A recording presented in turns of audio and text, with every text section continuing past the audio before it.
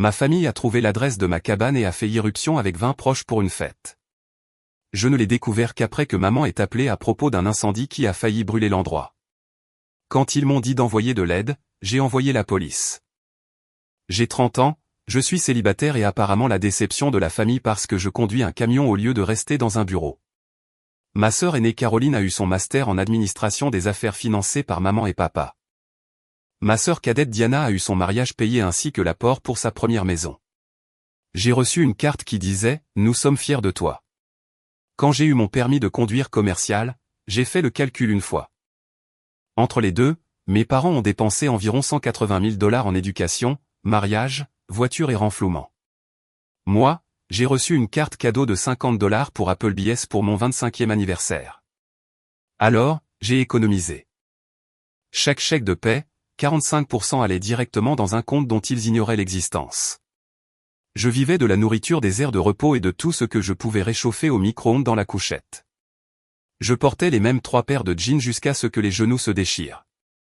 Je conduisais des routes que personne d'autre ne voulait parce qu'elles payaient mieux. Prime de Noël, remboursement d'impôts, chaque sou supplémentaire allait dans ce compte.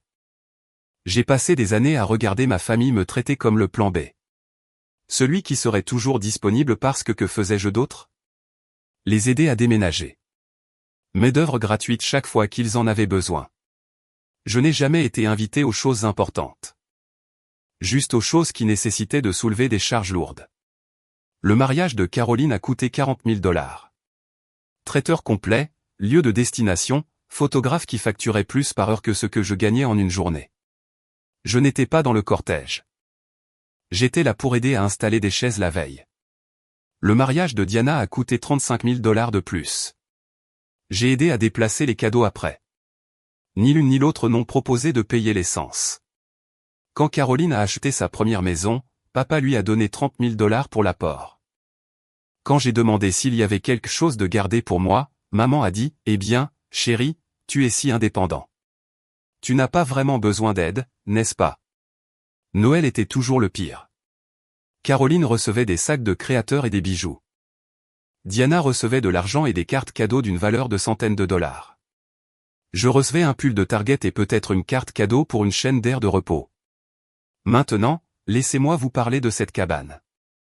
Je l'ai trouvée au Montana en novembre dernier.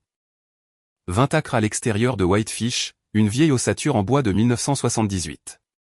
Elle avait besoin de travaux, mais la structure était solide. 3 chambres, une cheminée en pierre, un ruisseau qui traversait l'arrière.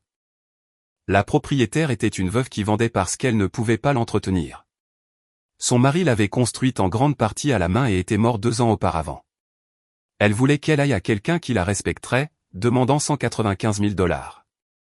L'endroit avait besoin de mise à jour, d'appareils de cuisine des années 80, de quelques planches de terrasse pourries, de plomberie qui fonctionnait mais avait besoin de travaux, mais la charpente était bonne. Poutre en bois taillé à la main, fondation en pierre, toit qui avait juste besoin de quelques bardeaux remplacés. Je pouvais voir ce que cela pouvait devenir. J'ai offert 185 000 $ en espèces. Clôture en 3 semaines. La veuve m'a regardé comme si je me moquais d'elle. Personne ne paie en espèces de nos jours, a-t-elle dit. Je lui ai montré le relevé bancaire. Elle s'est mise à pleurer.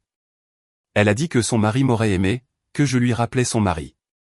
Travailleur, pratique, il connaissait la valeur de construire quelque chose soi-même. Elle l'a prise, utilisant mon ami Ri de mes jours de camionnage comme contact immobilier. Ri avait une 40aine d'années, ancien chauffeur qui s'était lancé dans l'immobilier après que son dos l'ait lâché. Il connaissait la vie sur la route et il voulait quelque chose de permanent. Il m'a aidé avec les papiers pendant que j'étais en route pour Portland. J'ai tout signé sur mon téléphone depuis une aire de repos dans le Wyoming. J'ai viré l'argent depuis mon téléphone, assis dans un parking pilot à 2 heures du matin en mangeant un burrito au micro-ondes. Le compte est passé de 197 000 $ à 12 000 $ en une seule transaction. La vente a été clôturée le 18 décembre. J'ai roulé directement là-bas pour ma dernière livraison. Je suis arrivé à la cabane vers minuit sous une tempête de neige. J'ai franchi ma propre porte d'entrée pour la première fois avec un sac de sport et quelques boissons énergisantes. J'ai dormi par terre et dans mon sac de couchage parce que je n'avais pas encore de meubles. Je me suis réveillé avec la lumière du soleil entrant par les fenêtres, regardant mes 20 acres et personne pour me dire quoi en faire. Je l'ai dit à exactement 2 personnes. Ri, parce qu'il m'a aidé à conclure l'affaire, et Tommy, mon répartiteur à la compagnie de camionnage, parce qu'il avait besoin de savoir où envoyer mes W2. Tommy était un homme franc, ancien militaire qui gérait le dispatch comme un navire bien huilé. Tous deux ont compris pourquoi je gardais le silence. Ils avaient rencontré ma famille lors d'un barbecue 3 ans auparavant. Ils avaient vu ma mère passer 20 minutes à parler de la promotion de Caroline sans me poser une seule question sur ma vie. J'ai passé les 7 mois suivants à réparer l'endroit entre les trajets. Nouveau toit, plomberie réparée, planches de terrasse pourries remplacées, j'ai fait la plupart des travaux moi-même, j'ai engagé des entrepreneurs locaux pour ce que je ne pouvais pas gérer, payé en espèces pour tout, j'ai gardé le silence. Le plan était de leur annoncer à Noël. Faire venir maman et papa d'abord, juste 2. Les laisser voir ce que j'ai construit sans leur aide. Prouver que le fils décevant avait en fait sa vie en ordre. Peut-être obtenir un vrai « nous sommes fiers de toi » au point. Ce plan a dérapé le 9 juillet. J'étais à 3 heures de Bosemans, transportant du matériel de construction, quand maman a appelé. Le téléphone a sonné. Son nom est apparu sur le tableau de bord. J'ai répondu parce que je me suis dit que quelqu'un était mort. C'est généralement pourquoi elle appelle en milieu de semaine. Hugo. Oh, merci mon Dieu. Hugo, nous avons besoin de toi tout de suite. Sa voix avait cette panique qui signifiait généralement qu'elle avait fait une bêtise et avait besoin que je la répare. Qu'est-ce qui s'est passé? Il y a eu un incendie à ta cabane. Nous sommes tous ici et il y a eu un accident avec le barbecue et une partie de la terrasse a pris feu et la cuisine a des dégâts de fumée. Mon cerveau a cessé de fonctionner. Qu'est-ce que vous faites à ma cabane? Silence. Puis ta cabane. Chérie. Caroline a trouvé l'adresse dans ton courrier quand nous étions dans ton appartement le mois dernier pour récupérer tes vieux meubles. Nous avons trouvé ça tellement mignon que tu aies acheté un lieu de vacances en famille et que tu ne nous l'aies pas dit parce que tu voulais que ce soit une surprise. Alors? Nous avons planifié un grand week-end de réunion de famille. Vous avez fait irruption dans ma propriété. Nous n'avons pas fait irruption. Chérie, papa a appelé un serrurier. Nous sommes ici depuis jeudi pour faire la fête et aujourd'hui, oncle Paul faisait des grillades et la bouteille de propane avait une fuite et ça a pris feu et a attrapé la terrasse et nous avons essayé de l'éteindre, mais... J'ai raccroché. Je me suis garé sur le bas-côté, roulant à environ 80 km/h dans une zone à 65. Mes mains tremblaient tellement que j'ai failli heurter une glissière de sécurité. J'ai appelé Tommy. Tommy, j'ai besoin d'un congé d'urgence. Urgence familiale. Qu'est-ce qui s'est passé? Ma famille a fait irruption dans ma cabane et l'a brûlée. Il est resté silencieux pendant 3 secondes, puis... Gise. Prends tout le temps dont tu as besoin. Je réacheminerai la cargaison. Et Hugo, prends un avocat. Il m'a fallu 4 heures pour arriver à la cabane. J'ai enfreint toutes les limites de vitesse entre Bosemans et Whitefish. Pendant tout le trajet, mon cerveau faisait des calculs sur l'ampleur des dégâts qu'ils auraient pu causer à l'endroit, combien cela coûterait pour réparer, comment ils pensaient que c'était acceptable. Je ne cessais de rejouer la voix de ma mère. La façon décontractée dont elle a dit ta cabane comme si elle l'avait toujours su, comme si j'étais d'accord avec eux pour y entrer par effraction. Mes mains tremblaient sur le volant. J'ai dû m'arrêter 2 fois pour me calmer avant de faire quelque chose de stupide comme d'envelopper mon camion autour d'un arbre. La 2e fois que je me suis arrêté, je me suis assis dans un parking d'air de repos et j'ai juste respiré. J'ai regardé des photos de la cabane sur mon téléphone quand je l'avais achetée pour la première fois. Je me suis rappelé à quoi j'avais affaire. J'ai tourné sur ma propriété vers 19 h. J'ai compté 7 véhicules. Le SUV de maman, le camion de papa, la berline de Caroline, le SUV de Diana, le camping-car d'oncle Paul, la fourgonnette de tante Nahan et la voiture d'un cousin que je ne reconnaissais pas. 20 personnes d'après ce que je pouvais voir. Des enfants couraient avec des cierges magiques, de la musique jouée sur le haut-parleur Bluetooth de quelqu'un, l'odeur de charbon de bois et de fumée était épaisse dans l'air. La terrasse que j'avais reconstruite à la main était à moitié carbonisée et déformée. La fenêtre de la cuisine était soufflée. Du verre partout. Des traces de fumée montaient sur le mur extérieur. Quelqu'un avait installé des tentes dans mon jardin comme s'il campait. Il y avait un barbecue portable qui n'était pas le mien. Des glacières partout. Des canettes partout sur l'herbe. Des sacs poubelles empilés près des arbres, débordants. Quelqu'un avait accroché une bannière entre deux arbres. Réunion de famille HL 2024. J'ai garé mon camion et je suis sorti. Toute la famille s'est tournée pour me regarder comme si j'étais en train de gâcher leur fête, ce que j'étais, je suppose. Maman s'est précipitée vers moi, les yeux rouges. Hugo, chéri, nous sommes tellement désolés. Nous allions te faire une surprise, mais ensuite l'accident est arrivé et nous sommes tous tellement bouleversés et nous avons essayé de nettoyer, mais... Sortez de ma propriété. Elle s'est arrêtée comme si je l'avais giflée. Quoi? Tout le monde hors de ma propriété maintenant. Papa s'est approché, verre à la main, essayant de prendre cette voix de père raisonnable qui signifiait toujours qu'il était sur le point de me manipuler. Mon fils, parlons-en. Parlons-en. C'était un accident. Nous aiderons à payer les réparations. Nous essayons juste de faire quelque chose de gentil. Vous avez fait irruption dans ma putain de maison, Arthur. Son visage est devenu rouge. Nous n'avons pas fait irruption. Nous avons fait ouvrir la porte par un serrurier. Et tu aurais dû nous dire que tu avais acheté cet endroit. C'est l'endroit parfait pour la famille et nous pensions que tu voulais que nous en profitions tous ensemble. Et il a payé un serrurier pour percer ma serrure comme si c'était chez lui, ai-je dit, en regardant tout le monde. Personne n'a demandé la permission. Vous avez juste décidé que vous aviez le droit. J'ai passé devant lui, j'ai marché vers la cabane. La porte d'entrée était grande ouverte. Musique et voix venaient de l'intérieur, à travers mes fenêtres. Dans ma maison. Caroline est sortie en tenant un verre, des glaçons qui cliquetaient dans le verre. Elle m'a toujours traité comme un domestique, marié à un gars qui travaillait dans la finance et qui me regardait comme si j'étais en dessous de lui. Hugo, calme-toi. Nous sommes de la famille. Quel est le problème? C'est juste un peu de dégâts de fumée. L'assurance couvrira ça. Nous te rendions en fait service en rodant l'endroit et... Vous avez détruit ma propriété. Oh, s'il te plaît. Ce n'est pas détruit. Arrête d'être dramatique. Nous avons passé un week-end incroyable et honnêtement, nous pensions que tu serais content que nous profitions tous de la cabane que tu as achetée. Au lieu de cela. Tu es égoïste et tu gâches ce qui reste de notre temps en famille. Je suis passé devant elle et suis entré dans ma cabane. La cuisine était en ruine. Des dégâts de fumée couvraient les murs et le plafond de traînées noires. Les armoires que j'avais peintes à la main, sur lesquelles j'avais passé 3 week-ends à trouver la bonne couleur, étaient carbonisées, les portes pendaient de travers, certaines étaient brûlées. La fenêtre au-dessus de l'évier était soufflée. Du verre partout. Un extincteur vide sur le comptoir. De la mousse partout. Il faudrait tout remplacer. La cuisinière avait des marques de brûlure. Le réfrigérateur était débranché. La porte pendait ouverte. Tout à l'intérieur était gâté. Ils l'avaient débranché pour brancher leur glacière.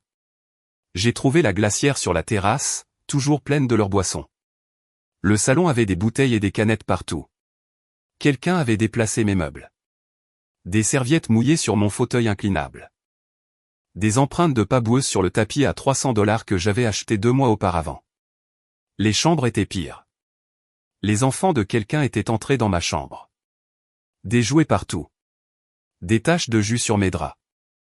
Ma salle de bain avait leurs articles de toilette partout, des serviettes mouillées empilées sur le sol. Je regardais tout ça en essayant de ne pas faire une crise cardiaque. Puis je suis ressorti où toute la famille était rassemblée en grappe défensive, me regardant comme si j'étais le problème. Diana était sur son téléphone. Oncle Paul essayait d'avoir l'air autoritaire. Tante Na était en train de pleurer. Les enfants couraient toujours. Tout le monde doit partir tout de suite ou j'appelle les flics. Diana a ri. Ce faux rire. Tu ne vas pas appeler les flics sur ta propre famille, Hugo. Détends-toi. Nous nettoierons tout demain et nous paierons les réparations et tout ira bien. Tu réagis de manière excessive comme tu le fais toujours. Vous avez fait irruption dans ma maison. Vous avez détruit ma propriété.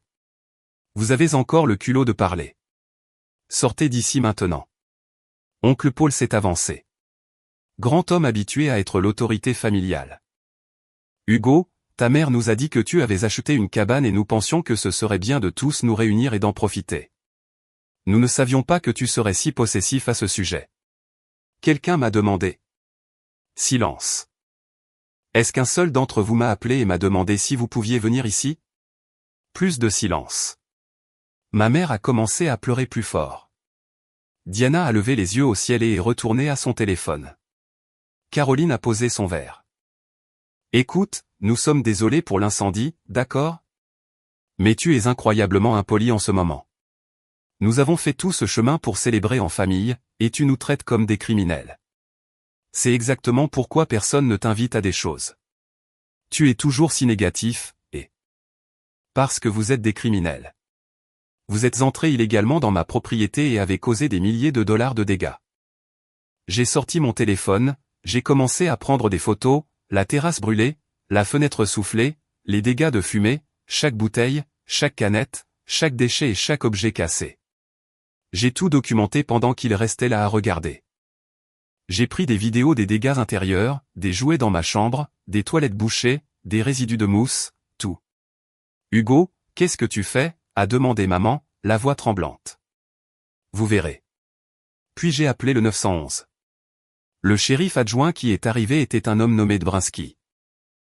Quarantaine, l'air fatigué. Je l'ai rencontré au bord de la propriété avant qu'il ne soit submergé. Vous êtes Hugo AVL? Oui, je possède cette propriété. Ces gens sont entrés sans ma permission, ont engagé un serrurier pour forcer mes serrures et ont causé des dégâts d'incendie. Il a regardé par-dessus mon épaule ma famille qui était rassemblée près de la terrasse brûlée. C'est votre famille? Malheureusement. Il a presque souri. Commençons par les bases. Puis il m'a posé quelques questions. Je possède la propriété? Ont-ils la permission d'être là? Je ne leur ai jamais dit que je l'avais achetée. Je ne les ai jamais invités. Ils ont trouvé l'adresse en fouillant dans mon courrier et ont décidé de s'organiser une fête. Dbrinsky a hoché la tête, a sorti son carnet. D'accord, laissez-moi prendre des déclarations. Je l'ai regardé parler d'abord à mes parents, puis à mes sœurs, puis à mon oncle. Il lui a fallu environ 40 minutes pour interroger tout le monde pendant que je restais près de mon camion, documentant plus de dégâts sur mon téléphone. J'ai également documenté leur barbecue portable, celui qui a déclenché l'incendie. La bouteille de propane avec une valve endommagée. Dbrinsky est revenu. Votre famille prétend qu'ils pensaient que vous les vouliez ici, que votre sœur a trouvé l'adresse et qu'ils ont interprété cela comme une invitation. Entrer par effraction chez quelqu'un n'est pas une invitation. Je suis d'accord. Voici la situation. Une partie de cela relève du dommage matériel civil, mais l'intrusion et l'effraction peuvent être des accusations criminelles si vous voulez les poursuivre. C'est votre décision. Je veux. Il m'a regardé longuement. Vous êtes sûr que c'est votre famille? Ils ont détruit ma propriété et n'ont pas demandé la permission? Oui, je suis sûr. D'accord. Il est retourné vers ma famille, a eu une conversation que je ne pouvais pas entendre. Ma mère a commencé à pleurer plus fort. Mes sœurs avaient l'air de vouloir me tuer. Le visage de papa était violet. Dbrinsky est revenu. Je les ai informés qu'ils devaient partir immédiatement et que vous déposeriez un rapport formel. J'ai documenté la scène. Vous devrez venir au poste demain pour faire une déclaration officielle. J'appelle également le chef des pompiers pour documenter les dégâts d'incendie pour le rapport. Et les dégâts? C'est civil. Vous voudrez tout documenter, obtenir des devis de réparation et probablement parler à un avocat si vous prévoyez de poursuivre pour dommages et intérêts. Je le ferai. Il m'a tendu sa carte. Venez demain matin. Ma famille a chargé ses véhicules au cours de l'heure suivante. Maman a continué à essayer de m'approcher, mais je m'éloignais à chaque fois. Papa avait l'air de vouloir me frapper, mais il y a réfléchi à 2 fois avec un policier présent. Caroline a fait en sorte que je l'entende dire à Diana que j'étais mort pour elle. Les enfants pleuraient parce qu'ils devaient partir. Oncle Paul marmonnait à propos de trahison familiale. Tante Nian m'a regardé comme si j'avais donné un coup de pied à un chiot. À 22h, ils étaient partis. Dbrinsky est parti en dernier avec le chef des pompiers qui a documenté les dégâts de la terrasse et de la cuisine. Après le départ de tout le monde, j'ai traversé ma cabane en silence. L'endroit pour lequel j'avais économisé pendant 11 ans, la propriété que j'avais réparée à la main, détruite parce que ma famille pensait avoir droit à tout ce que je possédais. J'ai appelé vers minuit. J'ai besoin d'un avocat. Un bon. Qu'est-ce qui s'est passé? J'ai tout expliqué. Il est resté silencieux pendant 1 minute, puis. Mec, je connais un gars, spécialiste du litige immobilier. Il n'est pas bon marché, mais c'est un requin. Tu veux que je t'envoie son numéro? Oui. Hugo, je dois te demander. Tu veux vraiment poursuivre ta propre famille? Ray, ils ont fait irruption dans ma maison et l'ont brûlée. Qu'est-ce que tu ferais? Je les poursuivrai jusqu'à l'année prochaine. Je te texte les infos de l'avocat. J'ai passé la nuit dans mon camion. Je ne pouvais pas dormir dans cette cabane avec l'odeur de fumée partout et la destruction de ma famille me fixant de toutes les surfaces. Je me suis assis dans la couchette, regardant ma propriété à travers le pare-brise. J'ai fait une liste sur mon téléphone de tout ce qui devait être réparé, de tout ce qu'ils avaient cassé. La liste a atteint 2 pages complètes avant que je n'arrête d'écrire. Je n'ai pas beaucoup dormi, peut-être 2 heures au total. Je n'arrêtais pas de penser à eux, riant et buvant et utilisant mes affaires comme si elles leur appartenaient. Le matin est arrivé, froid et gris. J'ai préparé du café instantané sur mon réchaud portable. Je me suis assis sur le haillon, regardant le soleil se lever sur ma propriété détruite. Ray a appelé vers 7 heures du matin. J'ai rencontré l'avocat le lundi matin. Son nom était Frank, 60 ans. Il avait l'air d'avoir détruit des gens au tribunal pendant 40 ans.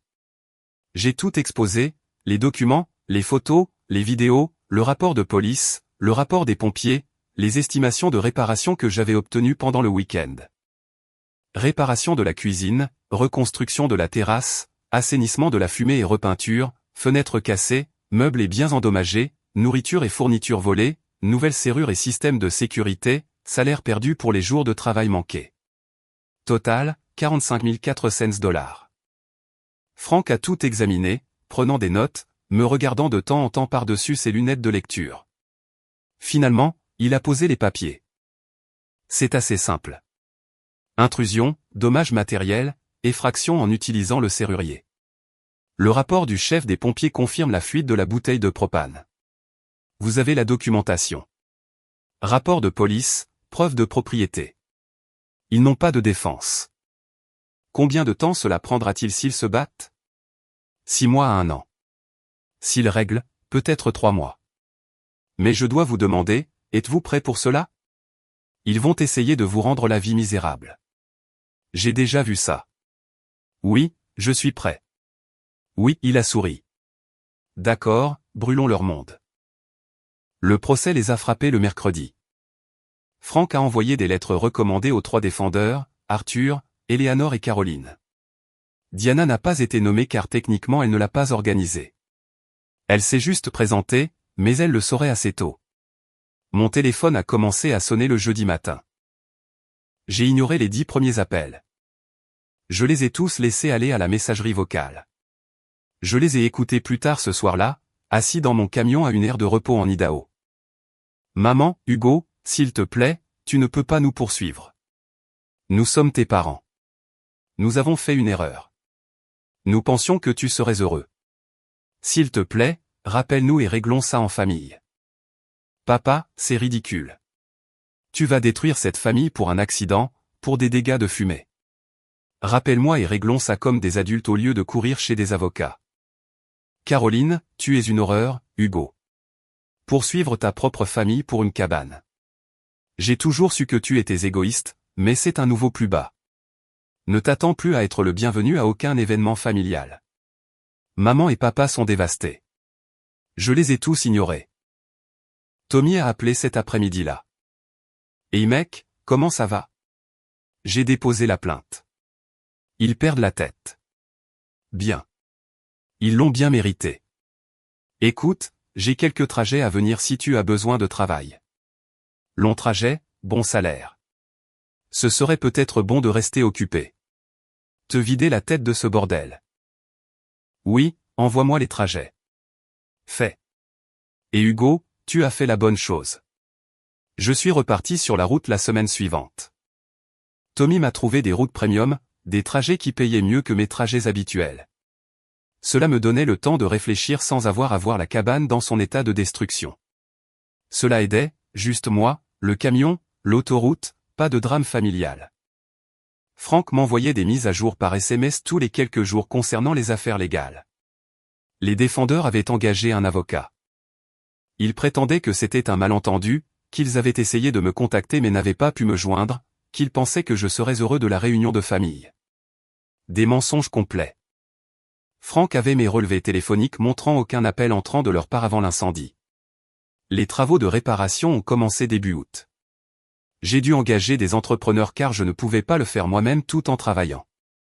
J'ai contracté un prêt de 25 000 $ pour couvrir les coûts immédiats car mes économies étaient épuisées par l'achat initial et les rénovations. L'assurance était compliquée car je venais d'acheter l'endroit et n'avais pas encore une couverture complète. Juste une assurance responsabilité civile de base. Mon erreur. Mais une que je corrigerai une fois cela terminé. Chaque dollar dépensé en réparation était une raison de plus de pousser le procès plus fort. Ma famille a commencé sa campagne de diffamation presque immédiatement. J'ai appris par Ri que Caroline disait à tout le monde que je les avais secrètement invités, puis que j'avais changé d'avis et les avais poursuivis pour leur soutirer de l'argent. Des mensonges complets, mais les gens y croyaient parce que cela correspondait mieux à leur histoire que la vérité. Diana publiait constamment sur les réseaux sociaux des selfies en pleurs avec des légendes sur les membres de la famille toxique qui valorisent l'argent plus que les relations. De longs posts sur la façon dont je détruisais la famille à cause d'un accident. Comment je ne voulais même pas leur parler pour régler ça. Maman jouait la victime à l'église. La femme de Ray Haley a entendu toute l'histoire. Maman pleurant sur la façon dont elle avait élevé un enfant ingrat qui se souciait plus de la propriété que de la famille. Les dames de l'église étaient horrifiées. Elles ont commencé un cercle de prière pour elle.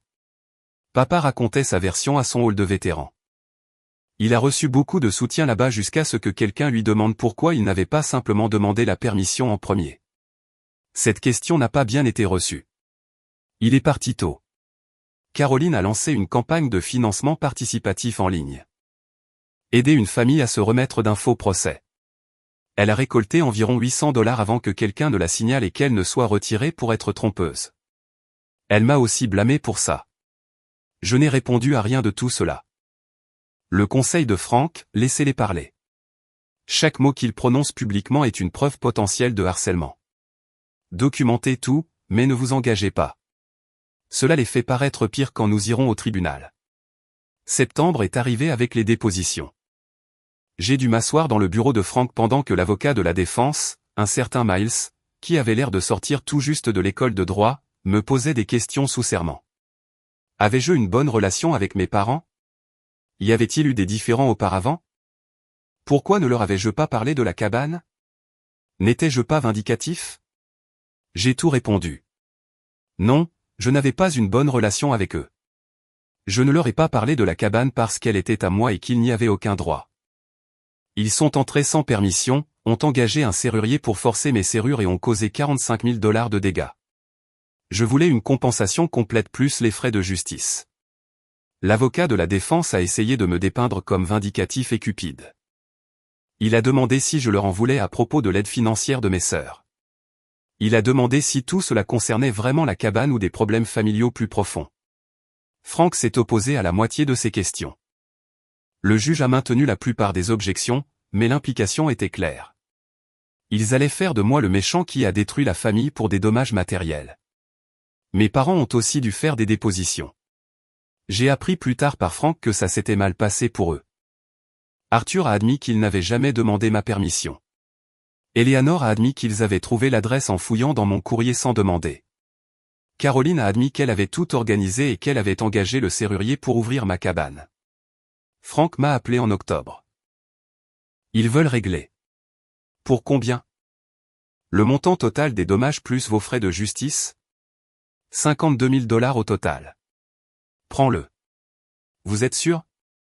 Nous pourrions probablement obtenir plus si nous allons au procès. Détresse émotionnelle, dommage-intérêt punitif. Je veux que ce soit fait.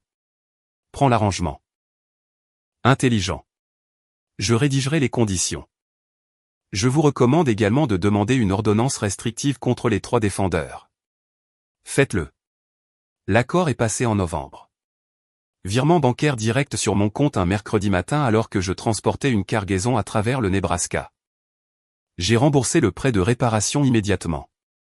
J'ai couvert les honoraires de Frank. Il me restait 16 600 $.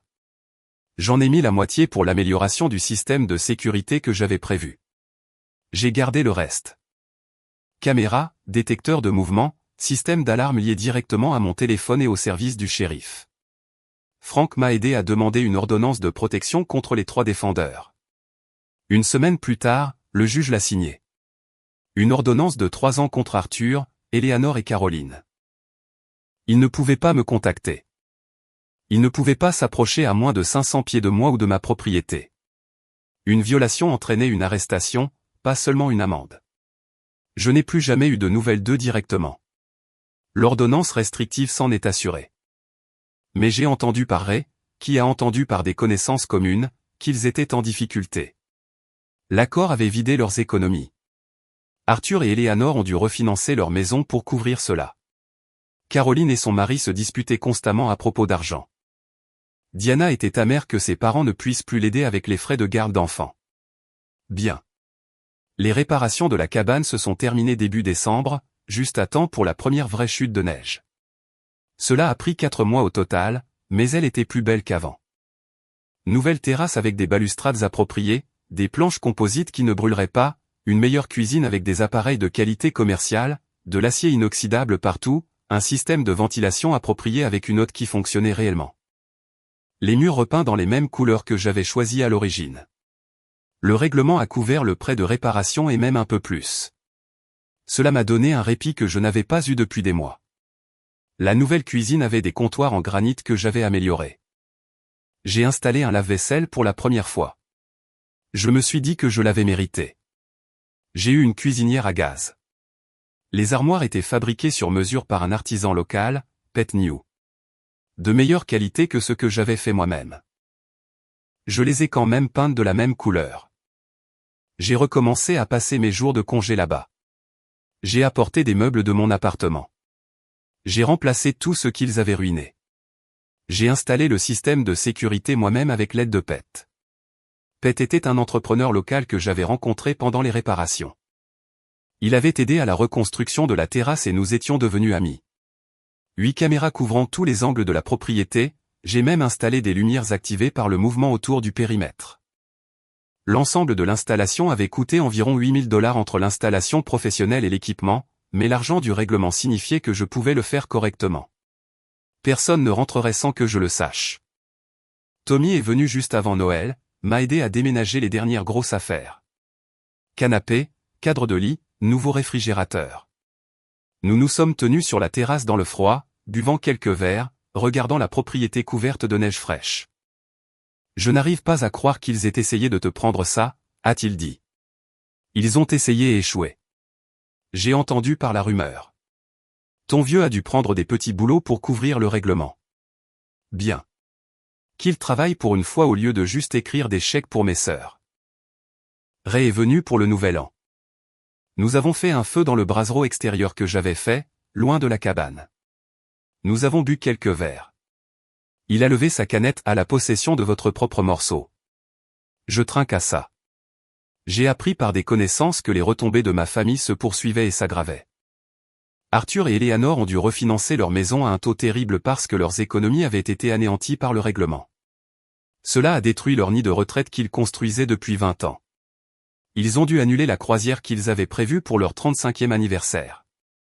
Ils ne pouvaient plus se permettre le style de vie auquel ils étaient habitués. Ils ont dû abandonner leur abonnement au country club. Caroline et son mari se sont officiellement séparés en janvier. Le stress financier en faisait partie, mais il était aussi furieux qu'elle ait organisé toute l'invasion de la cabane. Il avait l'impression qu'elle l'avait entraîné dans son désordre. Elle était retournée vivre chez mes parents, ce qui, j'en suis sûr, se passait très bien pour tout le monde. J'ai entendu dire qu'elle dormait dans sa chambre d'enfant à 34 ans, amère et en colère, publiant des citations passives-agressives sur les réseaux sociaux. L'Instagram de Diana est passé de contenu de vie parfaite à des posts passifs-agressifs sur la trahison familiale et les difficultés financières. Son mari était furieux que ses parents ne puissent plus aider avec leur 2e enfant comme il l'avait promis. Ils avaient compté sur cette garde d'enfants gratuite et avaient budgétisé en conséquence. Maintenant, ils se démenaient pour une garderie qu'ils ne pouvaient pas se permettre. Les fissures dans leur mariage parfait commençaient à apparaître. Ses posts devenaient plus sombres, plus désespérés, moins de followers s'engageaient. Oncle Paul a blâmé mes parents pour toute cette histoire. Il a dit qu'il l'avait entraîné en l'invitant à la cabane d'Hugo sans vérifier si je le savais vraiment. Il a cessé de leur parler. Tante Nian pleurait toujours à cause de devoir payer sa part des frais de justice. Un cousin a lancé une rumeur selon laquelle j'étais en fait riche et que je voulais juste ruiner la famille pour le plaisir. J'ai entendu dire que Caroline racontait aux gens que j'avais ruiné la famille, que j'étais vindicatif et cruel, que je me souciais plus de l'argent que des relations. Je l'ai laissé parler. J'avais ma cabane et mes économies que j'avais déjà reconstituées. Elle avait des dettes, un mariage raté et devait vivre chez nos parents à 34 ans. Des priorités différentes. J'ai commencé à construire la vie que j'avais vraiment voulu. J'ai rencontré plus de locaux par l'intermédiaire de Pet. Des gars normaux qui ne se souciaient pas des drames familiaux ou n'attendaient pas de faveur. Pet m'a présenté son équipe. Des gars qui travaillaient dans la construction, passaient du temps le week-end, et qui comprenaient. Parfois, on a juste besoin d'un espace qui est à soi. Nous travaillions sur des projets ensemble quand j'étais en dehors de la route. Nous nous attaquions à tout ce qui devait être fait. Nous avons construit un abri de jardin approprié sur la propriété pour ranger les outils et l'équipement. Cela nous a pris 3 week-ends, mais nous l'avons fait correctement. Des fondations solides et tout le reste. Nous avons agrandi la terrasse pour qu'elle s'enroule en partie autour de la cabane. Cela m'a donné plus d'espace pour m'asseoir et regarder les couchers de soleil. J'ai installé un système de générateur de secours qui pouvait alimenter toute la cabane pendant une semaine en cas de panne de courant. Pet connaissait un électricien qui m'a fait un bon prix, a fait le travail proprement et selon les normes. Il venait quand j'étais là. Nous travaillions sur le projet suivant. Il m'a enseigné une meilleure menuiserie, m'a montré comment faire des moulures et des coins à onglets parfaits. En retour, je l'aidais avec des petits boulots quand j'avais le temps, ce qui me rapportait de l'argent supplémentaire qui était réinvesti dans les améliorations de la cabane. Pet a compris l'attrait. Parfois, il faut juste un endroit qui est à soi. Pas d'explication, pas d'obligation. Exactement. Mars a apporté les premiers signes du printemps. La neige fondait, le ruisseau courait fort et bruyamment. Tout se réveillait. J'ai pris une semaine complète de congé et je l'ai passé à la cabane à ne rien faire de productif. J'ai lu des livres que je voulais lire depuis des années. J'ai cuisiné de vrais repas, pas seulement de la nourriture de camionneur. J'ai fait griller des steaks sur la nouvelle terrasse. J'ai fait du café frais tous les matins. Je me suis assis dehors dans le froid, regardant le soleil se lever sur les montagnes. J'ai pêché dans le ruisseau. J'ai attrapé quelques truites. Rien d'énorme, mais assez grand pour manger. Je les ai frites à la poêle avec du beurre et de l'ail. Je les ai mangées en regardant le coucher de soleil. Cela semblait mérité. Tout ici semblait mérité maintenant. J'ai pensé à où j'étais il y a 1 an. J'ai pensé à tout ce qui s'était passé. L'invasion, l'incendie, le procès, tout. Je me sentais bien avec chaque décision que j'avais prise. Pas de drame familial, pas d'obligation, juste moi et la vie que j'avais construite et défendue. 5 mois après le règlement, un mardi après-midi fin avril, j'étais en train de teindre la nouvelle terrasse quand une voiture s'est arrêtée dans mon allée. Le portail était ouvert parce que j'attendais une livraison de bois. J'ai immédiatement reconnu la voiture. Le SUV blanc de Diana. Le système de sécurité m'a alerté avant qu'elle n'ait parcouru la moitié de l'allée. J'ai vérifié le flux de la caméra sur mon téléphone. Elle était seule, sans enfant, l'air abattu. J'ai posé ma brosse et je suis allé la rencontrer en haut de l'allée. Elle est sortie lentement. Hugo, pouvons-nous parler? Vous devez partir maintenant. S'il te plaît, juste 5 minutes. J'ai conduit 3 heures pour arriver ici. J'ai besoin d'aide. Diana, il y a une ordonnance restrictive contre maman, papa et Caroline. Vous n'êtes pas couverte par elle, mais vous êtes toujours en train de pénétrer sur ma propriété. Je vous demande une fois de partir. Elle a commencé à pleurer. De vraies larmes qui semblaient s'être accumulées depuis des mois. Hugo. Je suis désespéré. Maman et papa n'aident plus. Ils ne peuvent pas se le permettre. Caroline me parle à peine parce qu'elle me blâme de ne pas t'avoir empêché de nous poursuivre. Mon mari et moi sommes en train de nous noyer. Les factures médicales du deuxième enfant nous écrasent et le paiement de la maison a 3 mois de retard et je ne sais plus quoi faire. 20 000 $. Je te rembourserai. Je le jure. Nous sommes sur le point de perdre la maison et mon mari parle de divorce et je ne sais pas quoi faire d'autre. Aurais dû y penser avant d'envahir ma propriété. Ce n'était pas ma faute. Je suis juste venu. Je n'ai pas organisé ça. Je n'ai pas engagé le serrurier. Je ne savais pas. Tu savais. Vous saviez tous. Et aucun de vous n'a demandé la permission. Vous avez juste supposé que vous pouviez prendre tout ce que vous vouliez de moi parce que c'est comme ça que ça a toujours été. Elle s'est essuyé le visage avec sa manche, laissant une traînée humide. Je comprends. D'accord, nous avons fait une erreur. D'accord, nous n'aurions pas dû venir ici sans demander. Mais c'est différent. Je suis ta sœur. Je t'en supplie. Tes enfants ont besoin. Tes enfants ont besoin de parents qui prennent leurs responsabilités au lieu de toujours s'attendre à des subventions. Tu sais ce que je faisais à ton âge? Je vivais dans un camion et j'économisais chaque dollar. Je travaillais sur des routes que personne d'autre ne voulait. Je mangeais de la nourriture de merde pour pouvoir construire quelque chose. Et toi? Tu as eu un mariage. Un apport pour une maison, une garde d'enfants gratuite pour maman et papa, et tu n'y arrives toujours pas. Son visage est passé de désespéré à en colère, le masque tombant. Tu vas vraiment laisser ta nièce et ton neveu souffrir parce que tu gardes rancune? Je vais te laisser résoudre tes propres problèmes comme j'ai dû résoudre les miens. 11 ans à être traité comme la déception de la famille pendant que tu avais tout sur un plateau. Et quand j'ai enfin construit quelque chose pour moi-même, vous avez pensé que vous pouviez juste le prendre. C'était une erreur. C'était de l'arrogance. Maintenant, je vais vous demander une fois de plus de quitter ma propriété.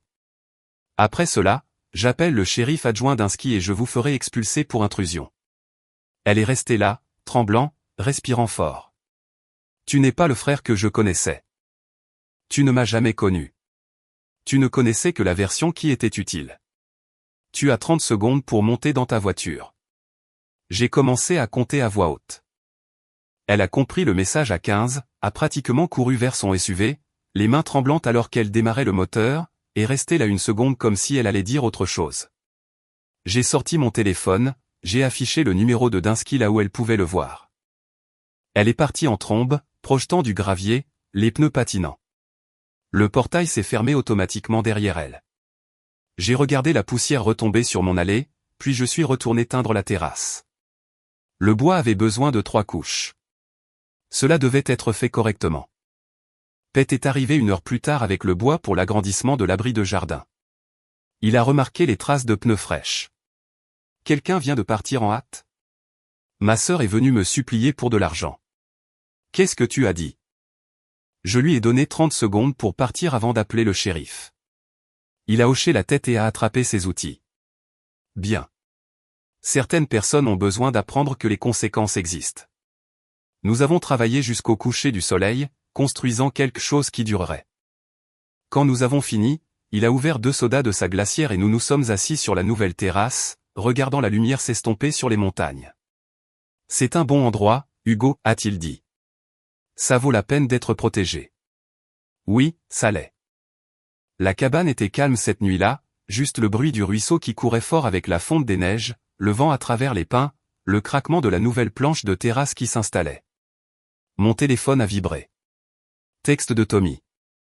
J'ai un itinéraire premium pour toi la semaine prochaine si tu le veux. Portland à Boston. Excellent salaire. J'ai répondu, je suis partant. Envoie les détails. J'ai dormi cette nuit-là mieux que je n'avais dormi depuis des années. La vie était belle. J'avais ma paix. J'avais ma propriété. Et j'avais la satisfaction de savoir que j'avais gagné. C'était suffisant.